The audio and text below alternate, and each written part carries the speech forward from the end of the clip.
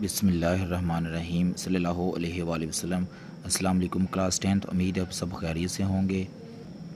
बेटा आज के लेक्चर में हम 13 चैप्टर के एक्सरसाइज के एमसीक्यूज सॉल्व करेंगे। सबसे पहला एमसीक्यू है what is required for production of sound, यानी साउंड की प्रोडक्शन के लिए क्या चीज़ ज़रूरी है। A vacuum, vibration of medium, only air या लाइट वेव्स। यहाँ पर जो साउंड की प्रोडक्शन के लिए सबसे जो ज़रूरी चीज़ है वो है वाइब्रेशन ऑफ द मीडियम, यानी मीडियम के पार्टिकल्स का वाइब्रेट करना बहुत ज़रूरी है।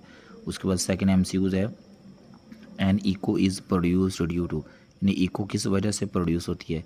Refraction of sound waves, reflection of sound waves, या डिफ्रैक्शन ऑफ साउंड वेव्स, या एब्जॉर्प्शन ऑफ साउंड वेव्स। तो आपको पता है कि इको जो है ना वो रिफ्लेक्शन ऑफ साउंड वेव्स की वजह से प्रोड्यूस होती है। उसके बाद नेक्स्ट थर्ड एमसीक्यूज है an example of a longitudinal wave, यानी लॉन्गिट्यूडनल वेव की एग्जाम्पल क्या है। Light wave, water wave, sound wave या रेडियो वेव। तो आपने पढ़ा था चैप्टर के अंदर कि लॉन्गिट्यूडनल जो वेव है वो कौन सी वेव होती है, साउंड वेव होती है, ठीक है। उसके बाद नेक्स्ट है in which medium does sound travel in faster, यानी किस मीडियम में से जो साउंड है वो ज़्यादा फास्टर ट्रैवल करेगी। Gases, liquids, solids and vacuum. तो आपको पता है कि सॉलिड्स में जो स्पीड ऑफ साउंड है वो क्या होती है, सबसे ज़्यादा होती है। उसके बाद है what is the approximate speed of sound in air. Air के अंदर जो स्पीड है उसकी जो रेंज है वो कितनी है, 150 है या 330 से 350 है या 500 है या 1000 है। तो आपने पढ़ा था बेटा कि 330 से लेके तकरीबन 350 के बिटवीन जो है ना वो sound of speed in air होती है। उसके बाद why is acoustic production important in buildings. Building design के अंदर अकस्टिक प्रोडक्शन जो है ना वो क्यों ज़रूरी है।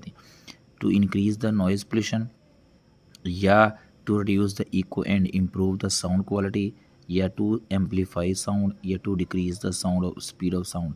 बेटा आपने पढ़ा था कि बिल्डिंग डिज़ाइन के अंदर जो अकस्टिक प्रोडक्शन है इसलिए ज़रूरी है ताकि आवाज़ की क्वालिटी को इम्प्रूव किया जा सके और इको को रिड्यूस किया जा सके। तो इसका बी ऑप्शन है to reduce the echo and improve the sound quality.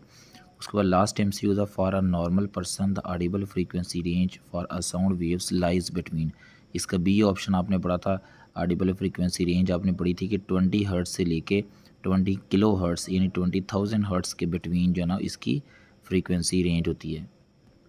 उसके बाद नेक्स्ट हम शॉर्ट क्वेश्चन डिस्कस करेंगे। पहला क्वेश्चन है how does a medium effect the speed of sound. बेटा इसका आंसर यहाँ से करेंगे, speed of sound depends upon medium through which it travels. ये जिस मीडियम से ये साउंड ट्रैवल करती है ये उस पर डिपेंड करती है। Speed travels faster in solids, slower in liquids and slowest in gases. This is because particles are closer together in solids allowing the vibrations to transfer more quickly. For example, sound travels about 15 times faster in solids than in air.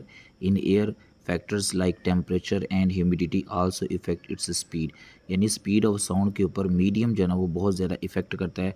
Solid में जो है ना वो speed ज़्यादा होती है क्योंकि solid medium जो है ना उसमें पार्टिकल्स एक दूसरे के क्लोज होते हैं जिस वजह से वो क्विकली जो है ना वो क्या करता है, साउंड को ट्रैवल करवाता है, ठीक है। उसके बाद सेकंड क्वेश्चन है does sound waves show reflection. क्या साउंड वेव्स रिफ्लेक्शन शो करवा सकती है। तो ये बेटा हम देखेंगे आंसर, जो साउंड है क्योंकि एक वेव है, ठीक है, तो वेव हमेशा रिफ्लेक्शन कर सकती है। Yes, sound wave show reflection. आगे आपने रिफ्लेक्शन ऑफ साउंड की डेफिनेशन लिखनी है। When sound waves hit a surface and bounces back into the same medium it is called reflection of sound. उसके बाद आपने एग्जांपल देनी है। For example when we shout near a tall building और a mountain we hear a reflected sound after a short time. तो ये बेटा आपका आंसर ये बुक से भी कर सकते हैं। आपने जस्ट यस लिखना है और यस के बाद आपने रिफ्लेक्शन ऑफ साउंड की डेफिनेशन लिखनी है और उसके बाद ये एग्जाम्पल देनी है। ये बुक पे भी एज इट ऐसे ही लिखा हुआ है। उसके बाद नेक्स्ट थर्ड क्वेश्चन है what factors influence the loudness of sound, यानी कौन कौन से फैक्टर्स हैं जो लाउडनेस के ऊपर, लाउडनेस ऑफ साउंड के ऊपर डिपेंड करते हैं।